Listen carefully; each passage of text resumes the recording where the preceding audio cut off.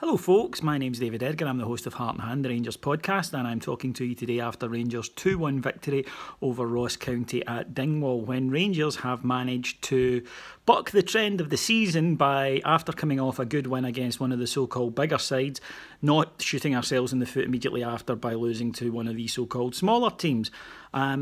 First half, excellent display from Rangers, looked sharp, aggressive, direct, played some terrific passes.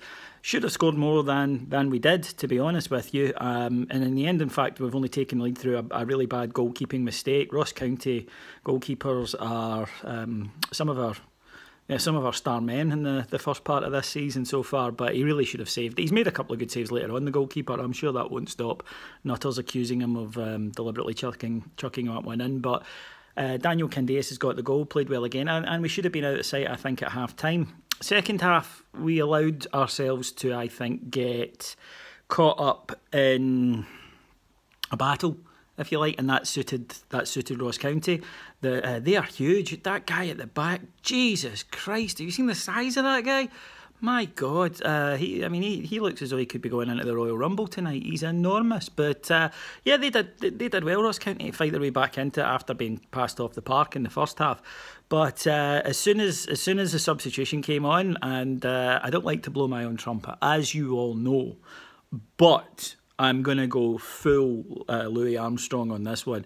The second that I saw him on the touchline, I immediately said to all the podders in the WhatsApp group, he's coming on to score the winner. And that's exactly how it turned out. And it's not that, it wasn't that big a prediction. I bet you are sitting at home right now going, well, we all knew that, David. And you're right, because there's something about him. What I love about Jason Cummings is how much everybody who doesn't follow Rangers automatically hates him already just because he's a Rangers player, and he is going to thrive off that. It was fantastic. And again, you see the people running on to celebrate with him. Now, of course, people will have a go at that, and I do understand that some people go, oh, you're still a pitch invasion after you beat Ross County. No, it wasn't that. It's him. Any other Rangers player could have scored that goal, there wouldn't have been that reaction. He has a bond immediately with the Rangers support that, Novo maybe, going back, where it's just somebody that they've taken right to our hearts straight off the bat, and he's going to score a shitload of goals for us, he really is. After the match, when we did our phone-in on the Heart and Hand Patreon site, someone said, and he came across very humble in his interview, and I said, aye, his arse. He's not humble, he knows he's going to score goals, and that's why we love him. So afterwards, I think Ross County were denied a penalty at 1-0, and I've disagreed with a few fans who've said, no, David Bates couldn't get out of the way. I think his hands come up, and when you bring them into play, then you're in danger. But what I will say is, having not given that, and the fact that he realised he'd made a mistake, doesn't excuse the referee going, well, I'll just give this one and that'll make up for it. That's not how you're supposed to referee. You're supposed to make every decision based on what the decision is, and we all know that one at the end was never a penalty that Russell Martin gets pulled back for. And a nervy couple of minutes, because we haven't yet earned the right to not be worried about this Rangers team when they get into those circumstances, because we need to have a track record of seeing games out. We need to have a track record of, for want of a better word, not effing things up when it gets tough. But they did, and it was a good win, and I'm absolutely delighted with it.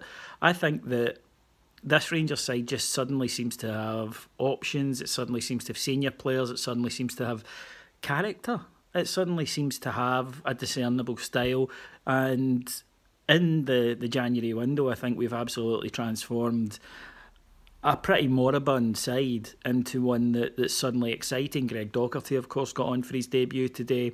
Cummings, Sean Goss had another, I thought, terrific performance today. Russell Martin was pretty solid, and all of a sudden you're looking at that side and thinking, we've got some players that we can maybe finally start to trust, because that's been the problem since Rangers got back into the Premier League, is that we couldn't trust enough of the players to deliver consistently.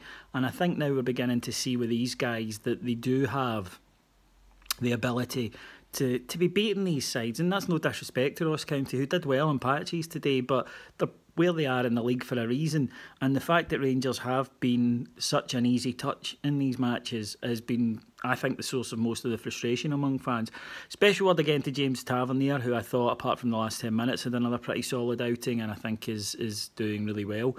And yeah, it's all good. There's no point me sitting here and saying, well, it's only Ross County, because it's the only Ross Counties and the only Dundee and the only Kilmarnocks that we've been buggering up all season.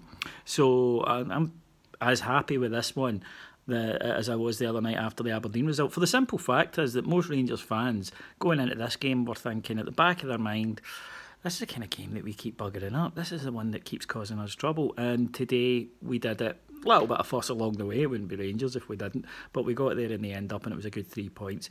If you want to hear more from us, the aforementioned Heart and Hand phone-in has started today, our inaugural phone-in, and it worked.